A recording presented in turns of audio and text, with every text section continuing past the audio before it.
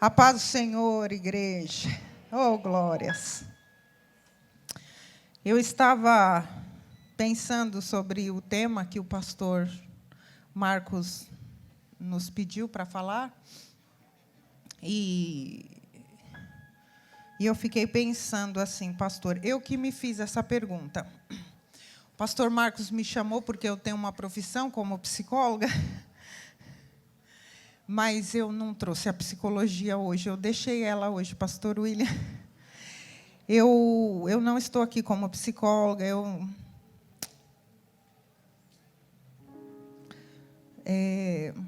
não há nada melhor, não há nada.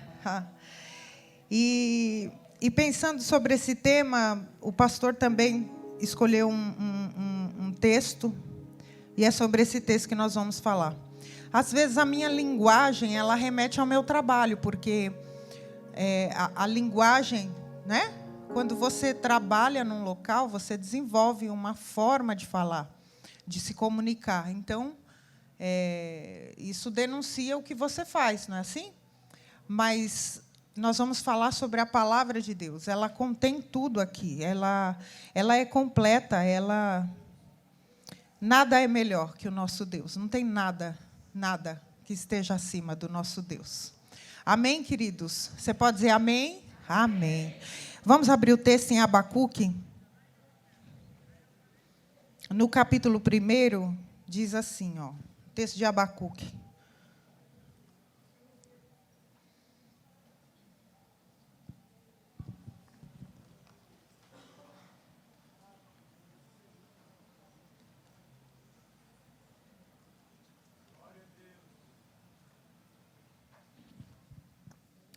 No texto de Abacuque, capítulo 1, diz assim, ó. Na minha versão está o peso que viu o profeta Abacuque. E nesse peso que viu o profeta Abacuque, Abacuque diz assim: até quando, Senhor, clamarei eu, e tu não me escutarás? Gritarei violência, e não salvarás? Por que razão me fazes ver a iniquidade e ver a vexação? Porque a destruição e a violência estão diante de mim. Há também quem suscite a contenda e o litígio. Por esta causa a lei se afrouxa e a sentença nunca sai. Porque o ímpio cerca o justo e sai o juízo pervertido. No capítulo 2, ainda em Abacuque, no capítulo 2, no versículo 2, diz assim: então o Senhor me respondeu e disse: escreve a visão e torna-a bem legível sobre tábuas, para que o possa ler e que correndo passa, porque a visão é ainda para o tempo determinado, e até ao fim falará, e não mentirá. Se tardar, espera-o, porque certamente te virá, não tardará. Eis que a sua alma se incha, não é reta nele, mas o justo pela fé viverá. Repita comigo: mas o justo pela sua fé viverá. Agora, para você acreditar, mas o justo pela sua fé, ai Deus, viverá. Glória a Deus.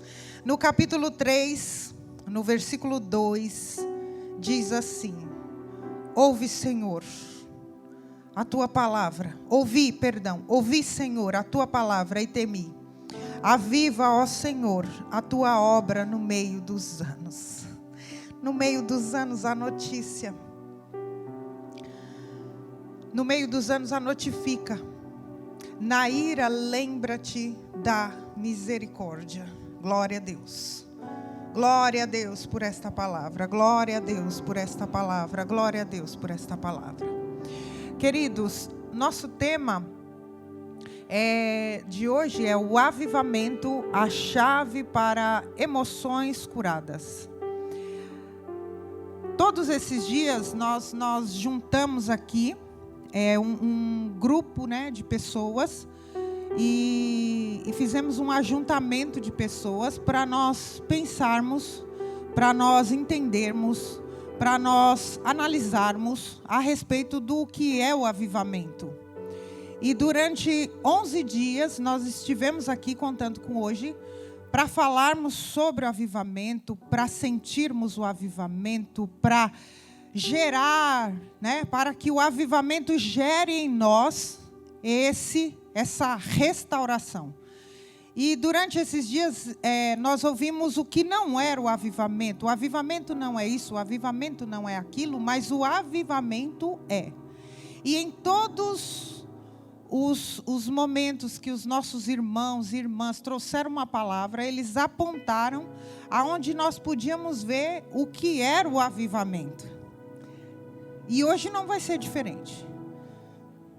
O avivamento é tudo isso que foi falado. Concluindo, é uma restauração. É trazer de volta, é restaurar. Não está perdido, mas vai ser restaurado, vai ser avivado, ou seja, vai tornar vivo. Resumo, avivamento, que nós aprendemos durante todos esses dias, foram isso. E nós adquirimos aqui recursos, ferramentas de como mostrar ou demonstrar que esse avivamento já vive dentro de nós, né? Que ele já nos anima ou reanima, que essa restauração está à porta. Só que Deus colocou ao coração do pastor um tema dentro do livro de Abacuque, aqui no capítulo 3, que é ouve Senhor, ouve Senhor. Um clamor de Abacuque, um clamor do profeta Abacuque, ouve Senhor. Mas se nós lermos o livro começa denunciando uma crise existencial de Abacuque. Abacuque aqui ele começa o seu livro já falando: Senhor, Senhor, até quando? Eu não acho isso aqui diferente do que nós estamos vivendo. Porque quando nós olhamos para esse século, nós vemos como nós estamos em crise. Como nós passamos por crise. Só que aqui eu entendo que Abacuque não está falando nesse tom de voz que eu estou falando aqui. Abacuque está gritando isso. Ele está gritando. Sabe você que tem um filho? E você tem um filho que é pré-adolescente ou é adolescente? Eu vou falar dos adolescentes, né? Vou citá-los aqui, que eles me permitam, por favor. E às vezes eles chegam com um comportamento tão mal adquirido e um comportamento tão repugnante que você olha para ele e você desconhece ele. Você olha para ele e você fica pensando: é meu filho mesmo? Eu criei essa criatura, fui eu que fiz isso, gente. Você que é pai, você já teve esse sentimento assim? Você que é mãe, você já teve essa sensação de ouvir às vezes algo desse filho? Por que eu quis citar nessa fase? Porque essa fase é uma fase onde eles gritam a atenção o tempo todo. A criança quando nasce, pastor William, ela grita a atenção com choro, não é assim? Então a gente suporta porque na nossa cultura, quando está chorando, né, irmã Bia? Está nos dizendo algo, está nos dizendo, o bebê quando está chorando está nos dizendo: estou com fome, eu quero agora sentir calor, eu estou com sono, eu estou irritado, estou dolorido. Então o bebê, quando está gritando, chorando, né, ele está dizendo que está sentindo alguma coisa. Então na nossa cultura nós aceitamos, mas porque é um choro. Então esse grito que vem composto do choro, das lágrimas, aquilo comove a gente. Mas quando essa criança ela vai para a adolescência, ela não grita chorando, ela grita se comportando. Ela tem um comportamento gritante, irritante, estridente, que você fala: sai daqui, sai de perto de mim que eu posso perder a cabeça.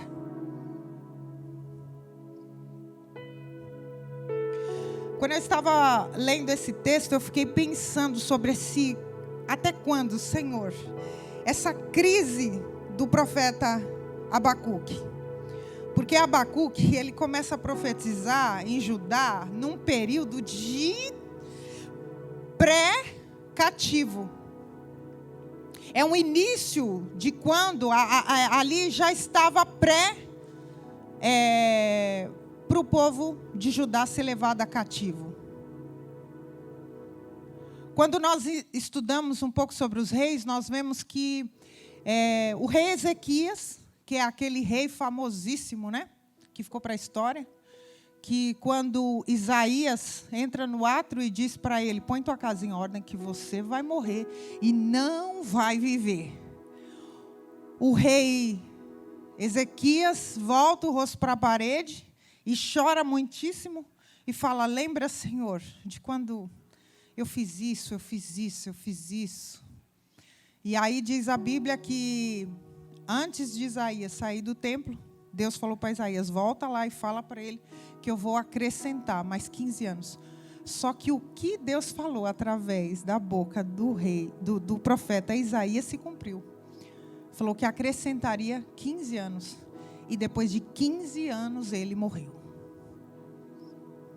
Põe tua casa em ordem porque você vai morrer. E o que aconteceu durante esse período de 15 anos?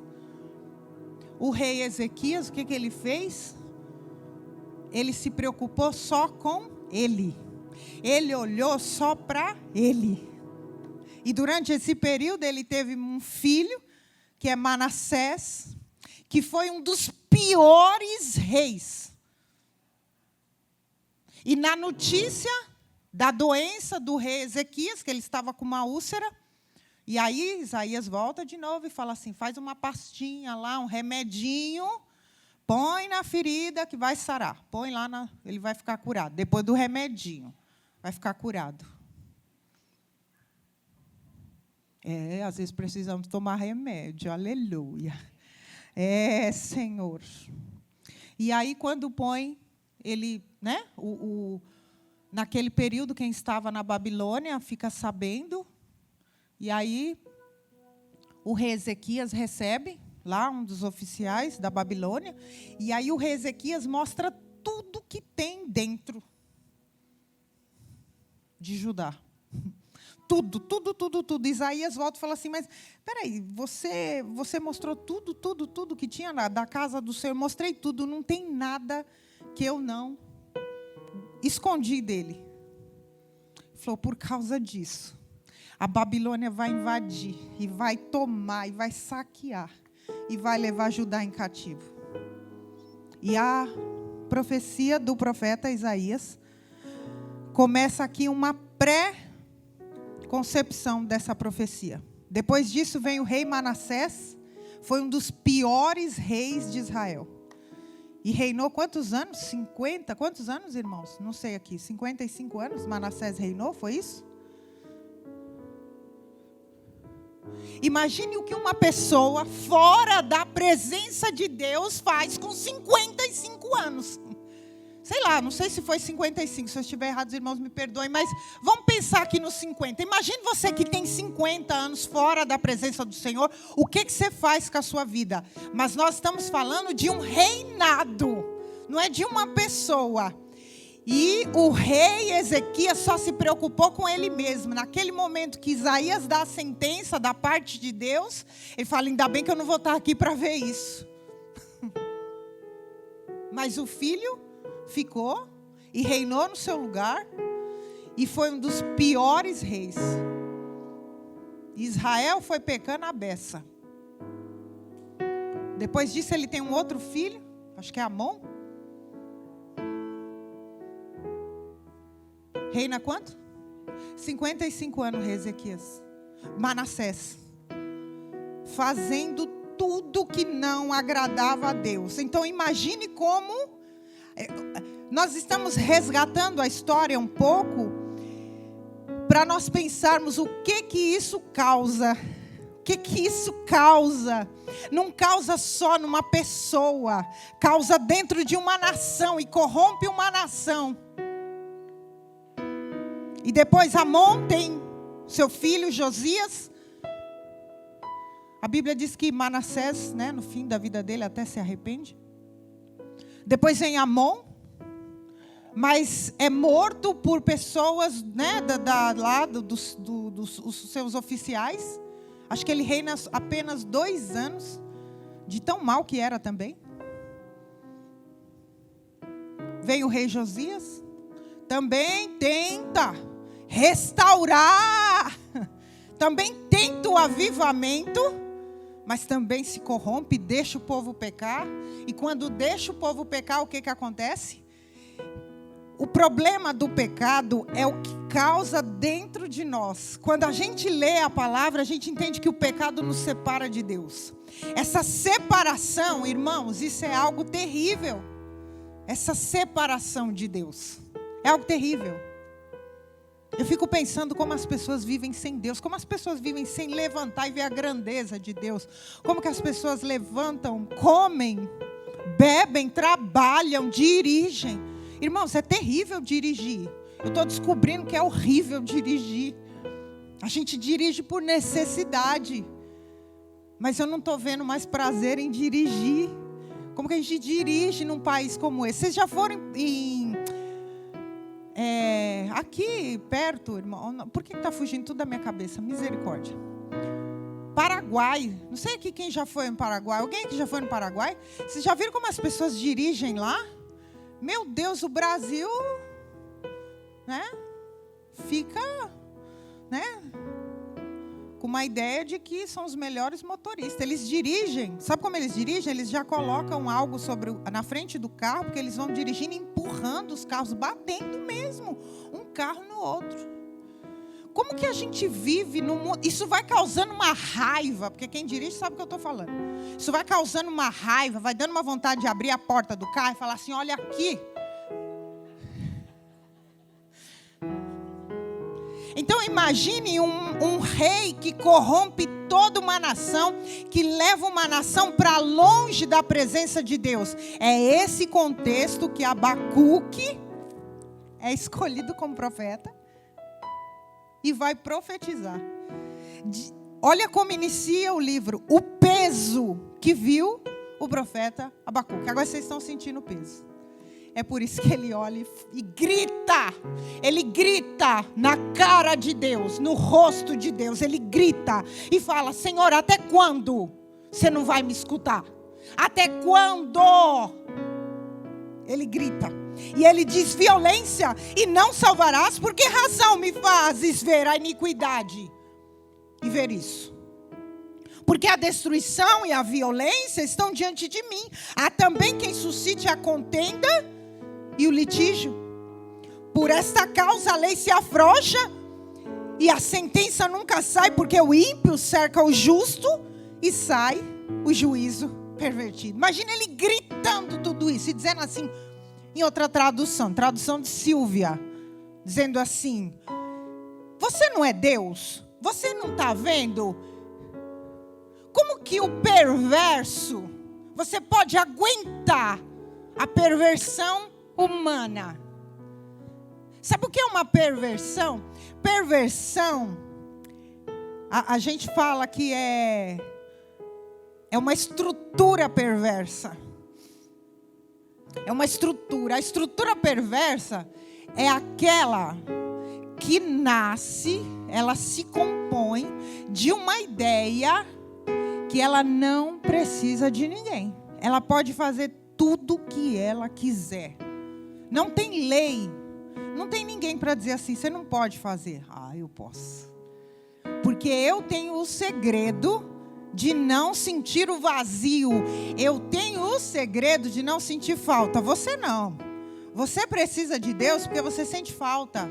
Você sente vazio, você sente tristeza. Eu não sinto tristeza. A estrutura perversa, ela responde dessa forma. E aqui o profeta Abacuque está dizendo isso. Ó Deus, você aguenta isso? Ainda quer que eu aguente, que eu veja a iniquidade e aguente isso? Só que foi pregado aqui que no avivamento, quando a gente clama, pastor Ronaldo, a gente tem resposta. A gente tem resposta. A gente tem resposta. E eu vou dar uma dica aqui para os filhos adolescentes aqui que estão aqui, se identificaram com essa fala. Eu vou dar uma dica, só uma. Se você quiser ser ouvido, agora os outros que não são adolescentes, que vão subentender qual será a postura. Você quer ser ouvido? Chegue diante do teu pai, ou chegue diante da tua mãe, e o surpreenda com uma fala. E diga, eu preciso que você olhe para mim. Eu preciso que você olhe agora. Porque se você não olhar agora, eu vou fazer bobagem. Porque tem uma dor aqui dentro de mim que eu não sei dar nome. Eu não tenho uma palavra. Mas tem algo assim, movendo dentro de mim, que me impulsiona a sentir tanta ira, tanta raiva de você, que anula tudo que você faz de bom. Que anula. E eu não sei como lidar com isso. Agora você é a mãe, você é o pai, você vai buscar como lidar com isso. Vocês entenderam aí, né? Entenderam. Aleluias. Foi isso que aconteceu aqui. Abacuque chegou gritando diante de Deus, mas com um coração tão sensível e sentindo tão pesado, e não abandonando qual era seu lugar. Porque Deus tinha dado um lugar para ele. O problema da crise da existência humana é que o ser humano, ele desconhece o seu lugar. Por isso que nessa oração nós nos despimos de quem nós somos. Senão nós não conseguimos ouvir a voz de Deus. Senão nós não recebemos a paternidade de Deus. Senão quando Deus nos responde, a gente age como se Ele não tivesse falado. Como se Ele não tivesse atendido. Como se Ele não tivesse respondido. Na paternidade de Deus, Ele fala coisas ou Ele age de forma que às vezes nós não concordamos. E aqui, Deus, Ele resolve responder de uma forma que Abacuque ficou um pouco chocado com a resposta de Deus. Abacuque já estava chocado com tudo que estava vivendo, e agora Abacuque se choca com a resposta de Deus. Continue chocado. Continue chocado, viu? Continue chocado.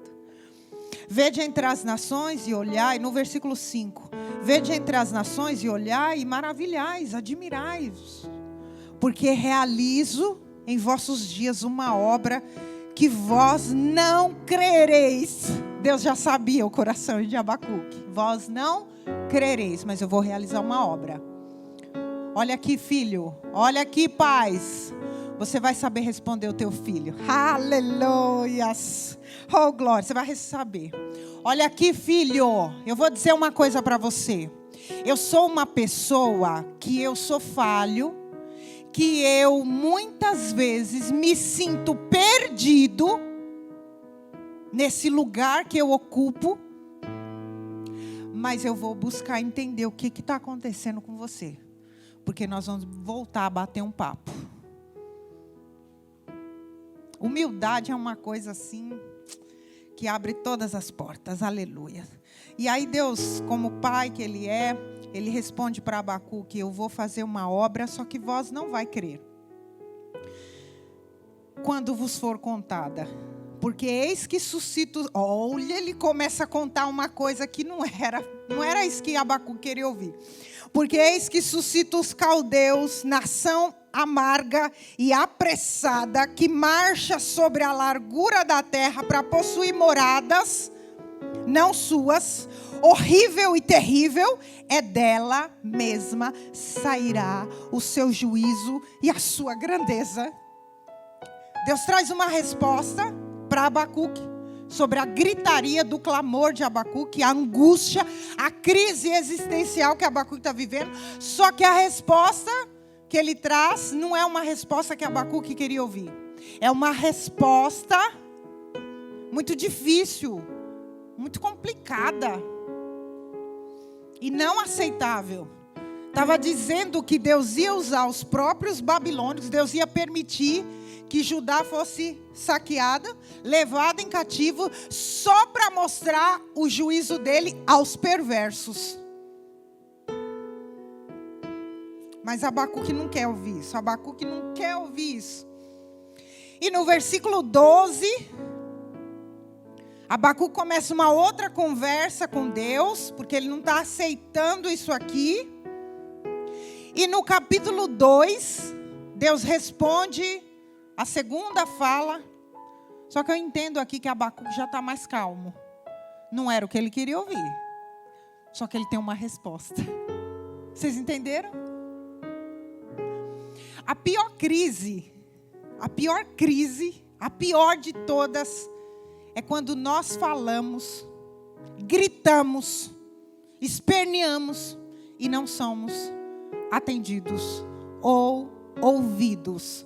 Ou passamos como se não estivéssemos sendo ouvidos. Isso é a pior crise. Nós não estamos falando só de uma crise individual. Nós estamos falando de uma crise de uma nação que Abacuque está sentindo o peso todo disso. Agora imagine se isso aqui não tem a ver conosco. Se nós não passamos diariamente o peso da crise de uma missão que Deus nos deu. Deus me deu uma missão. Eu tenho uma missão. Eu sou uma mulher que eu me casei. Eu tenho um filho. Eu tenho uma filha. Eu tenho um esposo. Deus me deu uma missão. E a maior missão que eu tenho é a minha maternidade junto com o meu marido. Isso é uma missão. Irmão, isso é o pior das missões. Tem gente que tem 2 filhos, eu admiro muito. Aleluia, louvado seja Deus pela sua vida. Quem tem 3 também, 4, 5. Porque acha que a gente não entra em crise? A gente entra em crise. Não tem aqui, é líder de UFEBRA que não entra em crise. Claro que entra em crise. Entra em crise, irmãos. Quando entrou 2020, o pastor jogou uma bomba assim, falou, vamos cuidar com a Miriam aí das mulheres. E entrou um ano difícil, foi um ano de pandemia, onde as pessoas tinham que ficar isoladas. Você já não sabe cuidar de pessoas. E como é que cuida de pessoas isoladas? Me expliquem isso, tem que ter muita psicologia, né, pastor? Não é meu nível, graças a Deus. Então a gente vai orar, a gente vai pedir. Só que não tem só isso, a vida não se resume a isso. Porque eu me lembro de uma cena que o noticiário explodindo de notícias e um monte de caixões sendo colocados à vista na televisão e as pessoas não desligavam o noticiário, não desligavam a internet. E eu lembro de uma cena que eu estava na sala e eu recebendo várias mensagens no WhatsApp de pessoas falando, irmã Silvia, avisa as irmãs para não saírem de casa, irmã Silvia, tem muita gente morrendo, irmã Silvia, está acontecendo isso também. Eu comecei a entrar em pânico, irmãos. Eu acho que eu adquiri mais cabelo branco faz tempo. Eu comecei a entrar em pânico. Vocês acham que a gente não entra em pânico? A gente entra, a gente fica sem saber se aquilo é real, se não é real, o que vai acontecer, se todos aqueles caixões são verdade, se são mentira. A gente entra em crise. E aí você tem uma filha que está dentro de casa, que não pode ir para a escola, você tem um marido ali, fala, não, o povo está enlouquecendo, o povo isso, o povo aquilo. Eu falei, meu Deus do céu, um fala uma coisa, o outro fala outra, outro fala outra. Você entra em crise. Eu lembro um dia que eu parei aqui para fazer uma live, e tinha que fazer live, né? Ainda tem que saber fazer live. Tem que saber fazer live. Eu lembro que eu e a Miriam, nós olhávamos para o Vinícius assim, esperando socorro, bem presente na hora da angústia. Vinícius, cadê Miriam? Não estou vendo Miriam, minha amiga Miriam. Socorro bem presente, Vinícius, como é que faz esse negócio? E só o pastor falando que tinha que fazer. O Hugo sabe, está se identificando. E aí, eu sei que quando terminou a reunião, eu olhei para Vinícius, vem cá. Você vai me explicar como é que faz. Você fica calma, amiga. Ó, paz no meio da tempestade é tudo, né? Fica calma, amiga. Eu vou estar aqui. Aleluia. Socorro bem presente na hora. Vou estar aqui. Fica calma. A gente não sabe. Nós vamos aprender. Não era o que eu queria ouvir. Eu queria que ele falasse assim: não precisa você fazer pode deixar, a gente faz tudo. Fique tranquila, fique na sua casa assistindo. Oh, glórias, aleluias. Mas, tivemos. E entramos em crise, em parafuso, sim. Mas, ao mesmo tempo, foi um período que nos fez clamar, nos fez orar. A igreja parecia estar distante, mas ao mesmo tempo eu também vi uma igreja junta, unida, com medo em comum de quê? De perder. Medo comum de perder, é o que nós temos. Isso que entra em crise. Mas quando a gente começou a ver a resposta de Deus, quando a gente começou a ver o cuidado de Deus, quando a gente começou a ver Deus olhando para nós, Deus dizendo que ainda ia prolongar tudo isso, mas nos daria graça. Não era o que nós queríamos ouvir, acabou, fim da pandemia, tirem as máscaras, saiam de casa, voltem à vida normal. Não, continue com a máscara, continue trabalhando, dê um jeito, se vira, aprenda a trabalhar de casa. Deus agitando a criatividade em nós, Deus nos fazendo igreja, mesmo nós não vendo os irmãos. E Deus foi nos dando o quê? Graça. Gente, que avivamento, isso é avivamento. Se reinventar. E aqui no versículo 4 do capítulo 2, Deus dá uma resposta para Abacuque tão interessante, que é assim: eis que a sua alma se incha. Ele está dizendo que o perverso, ele é mesmo arrogante. Ele é uma pessoa arrogante. Não é reto nele. Mas o justo não vai perecer. O povo vai ser levado em cativo. Vai ser levado. Porque a justiça de Deus precisa aparecer. Mas aquele que é justo vai viver dessa fé. Isso é loucura para nós. Isso é loucura. Porque como que nós vivemos pela fé num mundo de caos? Como que nós vivemos por fé? Por fé. Eu vejo o que está atrás, mas a minha vista não alcança. Mas eu imagino, eu espero, eu acredito. Isso é loucura para nós. Nós vivemos num tempo que a ansiedade toma conta de nós. Porque o tempo todo nós vivemos em choque, o tempo todo em crise. O tempo todo nós rejeitamos as situações adversas que nos ocorrem. Então nós vivemos em ansiedade. A gente liga o botão do futuro e tem medo do passado. Aí não vivemos presente. Não vivemos presente. E aí nós localizamos as crises existenciais. Por exemplo, o síndrome do pânico. Por que as pessoas têm síndrome do pânico? Porque, na verdade, as pessoas têm medo de se sentirem desamparadas, sozinhas. Mas elas lançam aquele medo. O medo é do metrô, o medo é do avião, o medo é de sair de casa, o medo é da doença, o medo é de morrer. Porque tudo isso distrai a mente humana. Mas, na verdade, você está com medo de se ver só. Aí como que o justo vive da fé? Isso é loucura para nós, vocês entenderam? Isso é loucura, isso não bate, isso não encaixa. Isso não encaixa. Deus dá uma resposta que não parece coincidir com o que está acontecendo com a humanidade. Diz que na igreja, nós que somos cristãos, a gente não pode odiar o próximo, temos que amar o próximo. E aí a gente vê um monte de crente deprimido, pastor.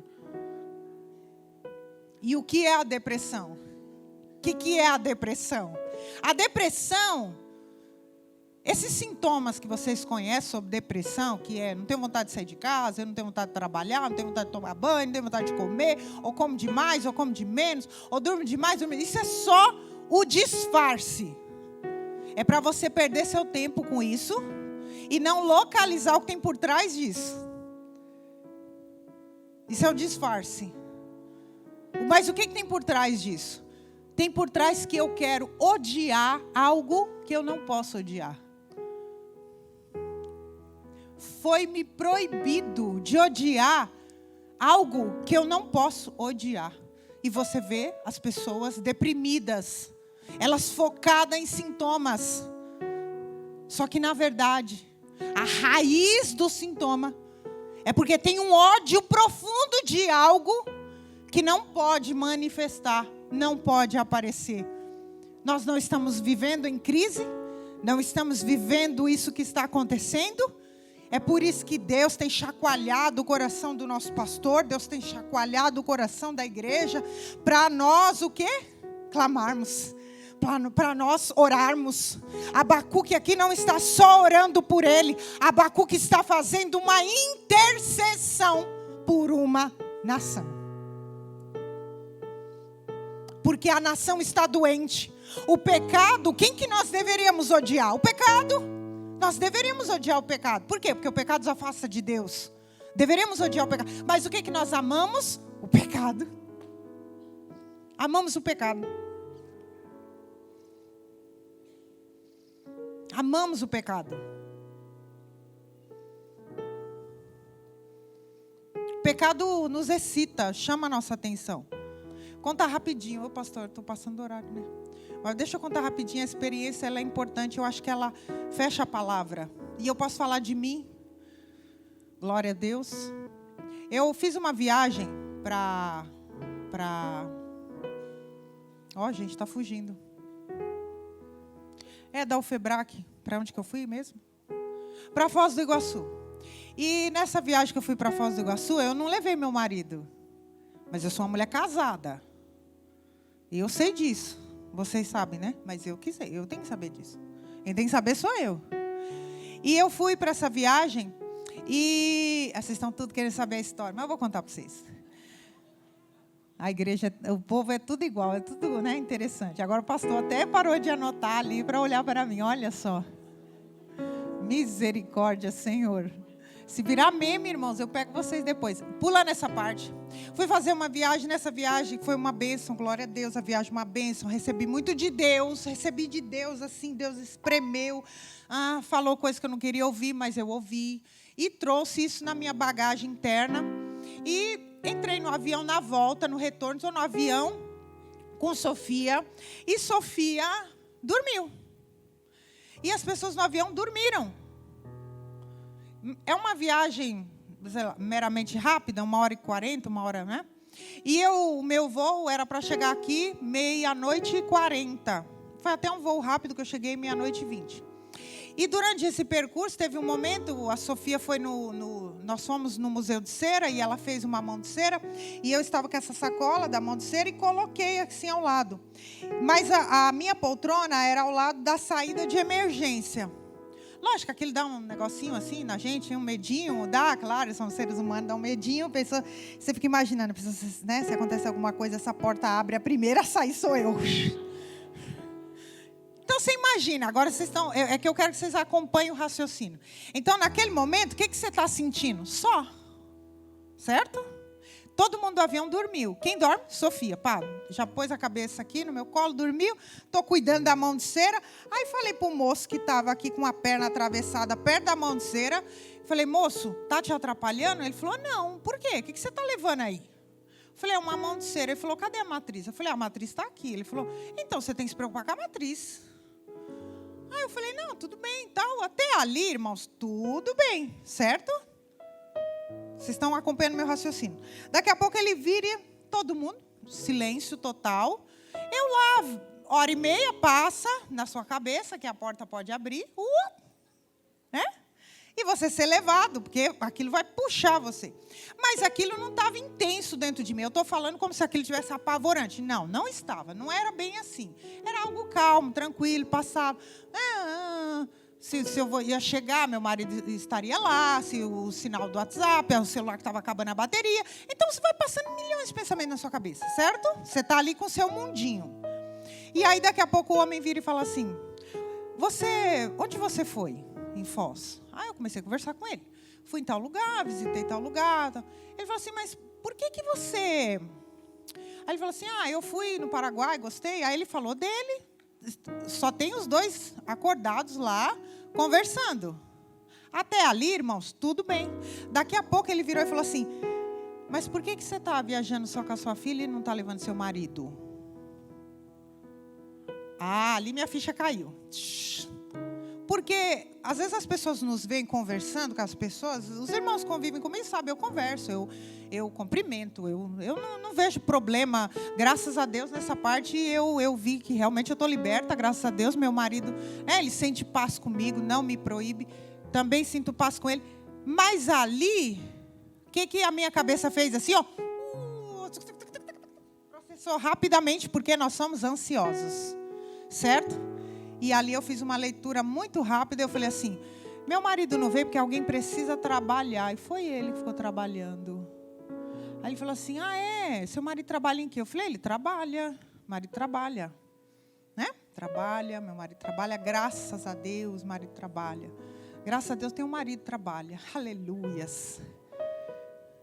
Comecei a lembrar como é bom ter um marido que trabalha, irmãos, aleluias. Aí ele falou assim... eu já fui casado, eu já não sei. Eu fui conversar mole. Aí eu ouvi, tal. Daqui a pouco o avião pousou, vamos tirar as malas. Estamos tirando as malas. Como diz nosso pastor Marcos. Olha o que eu levei, pastor. Olha o tamanho da Bíblia. E tirando meu par de malas. E o que eu tiro lá do compartimento? A Bíblia. Daqui a pouco ele virou para mim e falou assim, você é pastora? Eu falei, eu não sou pastora. Claro que é o tamanho dessa Bíblia. Eu falei, não, é que eu sou cega e eu gosto de ter uma Bíblia grande. E aí eu gosto de uma Bíblia grande. Eu sou cega, eu gosto de ter uma Bíblia. Você é evangélica. Eu falei, graças a Deus. E desci, peguei minha mala, minha filha, minha história, meu pensamento e voltei para a minha vida. Aleluia, Jesus, e glorifiquei a Deus, Senhor, obrigada, pelos livramentos, porque é Deus que nos livra, não somos nós. Graças a Deus, a porta não abriu, que era o mais importante. E o quê? Ficou intacta, está lá, está derretendo com calor. Concluir na palavra de Deus, eu quero dizer para você que o pecado, ele nos excita. Ali, rapidamente. Vamos trocar o telefone? Vamos? Fica muito rápido, muito perto. Essa linha aqui é muito tênue da gente pecar. Se nós estamos em crise com o marido, com o mundo, com Deus, igual Abacuque estava aqui com Deus. O que a gente diz? Dá um tapa na cara de Deus... E vou viver minha vida como os perversos, porque você está olhando para os perversos e não faz nada, eu vou me tornar um. Eu e o perverso vamos ser um só. Vocês entenderam? Mas eu quero que você julgue comigo a palavra de Deus. Julgue aqui comigo. Vem cá, vem com pensamento, vem. No capítulo 3, no 2 ele não disse que o justo viverá da fé?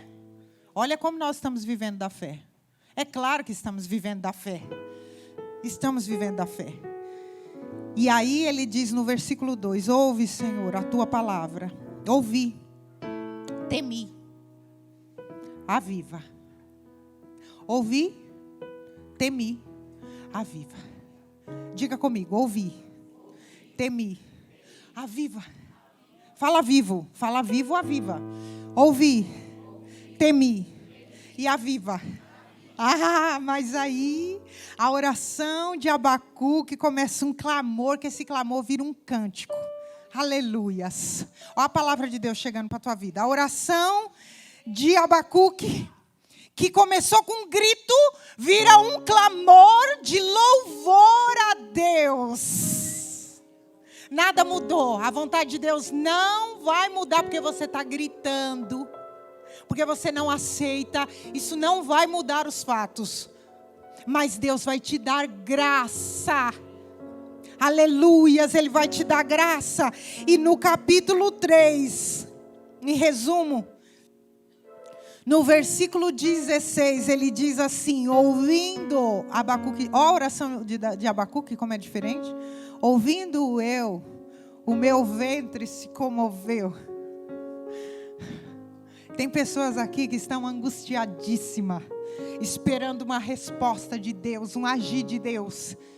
E Deus só está mandando ai para você, ai, Deus só está mandando ai. A crise, ela melhora coisas que tem dentro da gente ou piora se nós estivermos afastados de Deus. E aqui, o que acontece com Abacuque? Ele, no versículo 16, ele diz: ouvindo eu, o meu ventre se comoveu e a sua voz tremeram os meus lábios, entrou em podridão os meus ossos e estremeci diante de mim. Descanse. Descanse eu no dia da angústia. A angústia não vai passar. Está vendo essa crise que está acontecendo, que aconteceu?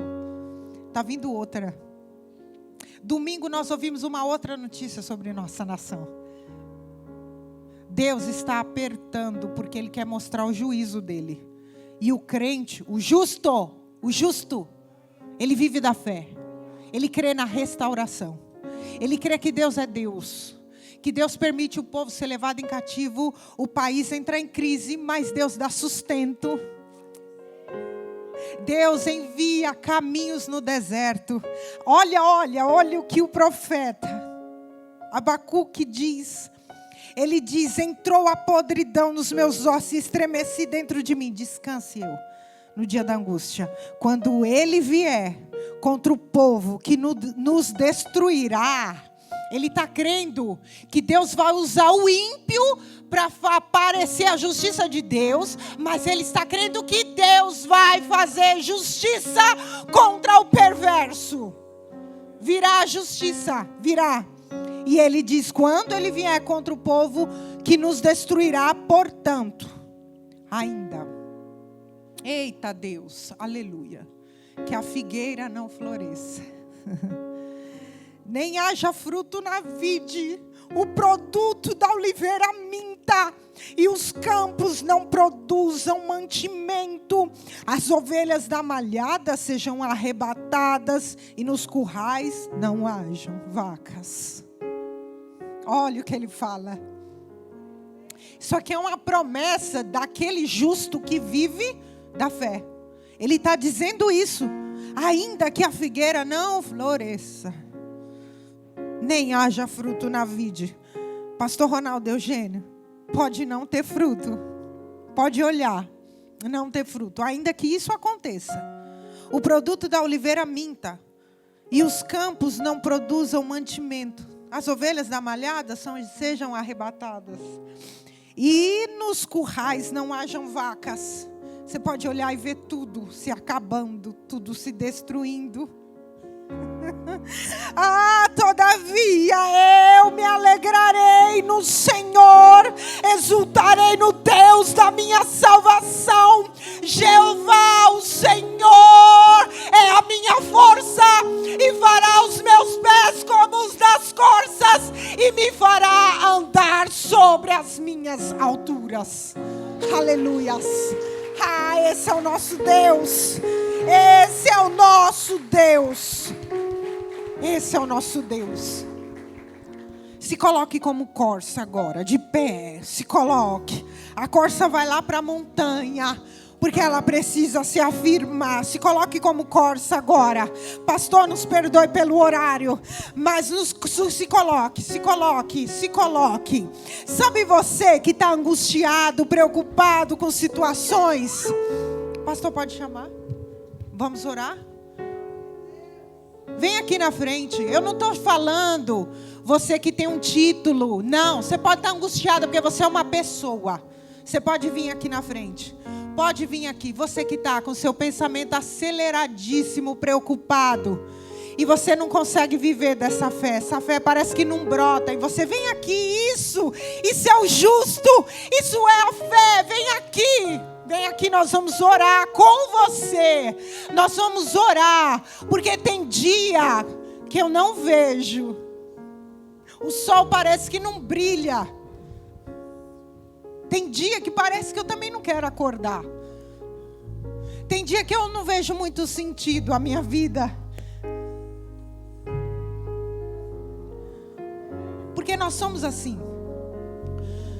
Às vezes tem dia que passa aquele pensamento que a porta do avião vai abrir e vai te levar embora. Só que você permanece ali, você permanece. Imagine, os pés da corça, está firme, está aplainado.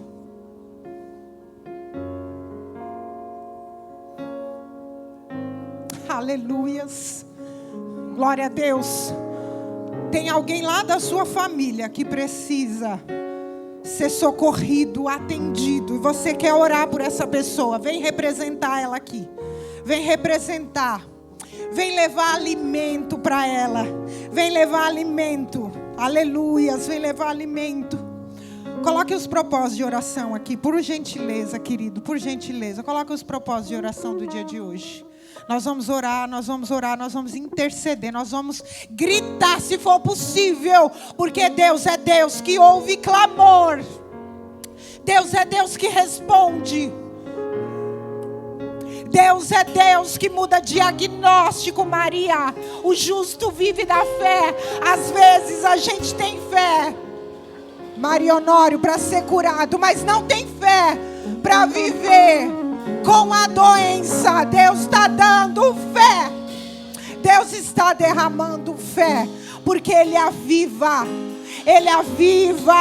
a nossa vida, para nos dar recurso, Maristela, para vivermos com nossas emoções, para sermos curadas de nossas emoções. A emoção, ela é aquilo que traz o primeiro impulso. É a emoção. Só que ela nos atrapalha muitas vezes, porque às vezes nós somos impulsionados. Então aquilo que sentimos causa um comportamento, e aquilo nos leva a fazermos coisas que a gente não queria fazer. Deus quer nos curar disso. Deus quer nos curar. Deus quer nos curar. No propósito de oração, nós vamos aqui pedir também sobre essa restauração completa na alma e na mente. Aleluia. A oração pelos ansiosos e por aqueles que estão depressivos. Ansiosos, todos nós. Acho que a igreja tinha que vir inteira, mas a igreja vai ficar aí orando também. E depois nós vamos orar, né? Os pastores vão orar pelos aniversariantes. Fecha os teus olhos, fecha os teus olhos. Fecha os teus olhos, pode cantar. Senhor, nós clamamos aqui, nós pedimos, nós gritamos aqui, Senhor. Ó Deus, olha esse pensamento aqui. Cada um localizou uma situação, cada um localizou algo, Senhor, e diante desse algo que cada um localizou na sua história, cada um está vivendo, Senhor, de uma forma angustiante, que embaraça, que não deixa chegar no emprego que deseja, que não deixa alcançar a porta que já está aberta, que não deixa ter resultado no casamento. Senhor, nós pedimos agora sobre essas pessoas, sobre esse pensamento, ó Deus, sobre essa notícia que muitas vezes não é boa. Nós pedimos agora, Senhor, sobre essa família, em nome de Jesus, que haja vida, haja restauração, haja mudança no caráter, no comportamento. Tu és Deus que muda a estrutura da nossa personalidade. Senhor, nos dê recurso para lidarmos com os dias difíceis. Nos dê recursos para lidarmos com as crises existenciais, individual de cada um. A crise no nosso país. Nos dê recurso, a crise na família, a crise no trabalho. Nos ajude, Senhor. Nos ajude, ajuda a mente, fortalece a mente, fortalece o coração, fortalece em nome de Jesus, fortalece, traga paz, traga essa paz que excede todo entendimento, que acalma a mente de toda ansiedade. Senhor, liberta os teus filhos dessa depressão, disso que deprime, que puxa para baixo, que amarra numa situação do passado. Quebra esse jugo agora, em nome de Jesus, em nome de Jesus. Nós clamamos, nós pedimos a tua misericórdia, porque somos seres em falta e necessitamos da tua graça, da tua misericórdia, em nome de Jesus, em nome de Jesus, em nome de Jesus. Glória a Deus. A figueira não floresça e não haja fruto na vide, e o produto da oliveira me dá. Todavia me alegrarei, todavia me alegrarei, todavia me alegrarei.